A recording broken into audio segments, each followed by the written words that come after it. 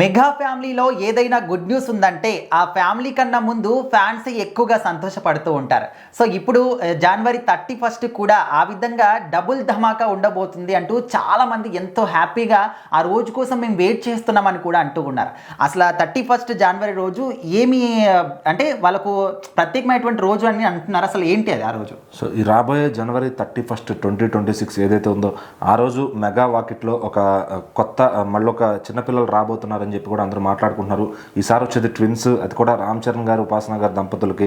Already Klin Kaara గారు పుట్టినప్పుడు ఎంత సంబరంగా జరుపుకున్నారు.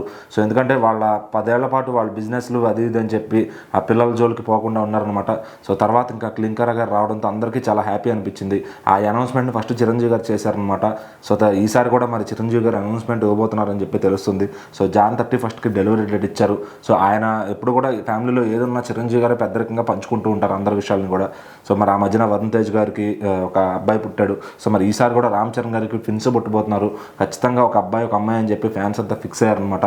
సో ఇప్పటి నుంచి ఆల్రెడీ సంబరాలు స్టార్ట్ అయిపోయినాయి. సోషల్ మీడియాలో రకరకాల ఎడిట్లు వారసులు వస్తున్నాడు అది ఇదని చెప్పి ఫోటోలు. సో సింహంలోంచి సింహం పిల్లని తీసుకొచ్చి సో ఈ రకంగా ఎడిట్లు చేస్తున్నారనమాట.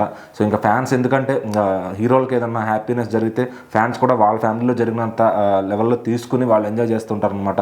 సో మరి ఈసారి కూడా రామ్ చరణ్ గారికి మరి ట్విన్స్ రాబోతున్నారని చెప్పి ఫ్యాన్స్ అంతా ఎంతో ఖుషీలో ఉన్నారు. మరి ఆ న్యూస్ని చిరంజీవి గారు ఎప్పుడు షేర్ చేస్తారు, మరి జాన్ 31 దాకా వెయిట్ చేయాల్సిందేనా, సో ఆ టైం ఏంటి, ఆ హాస్పిటల్ ఎక్కడ అని చెప్పి ఇప్పటి నుంచి ఎంక్వైరీలు చేయడం కూడా మొదలు పెడుతున్నారు అనమాట.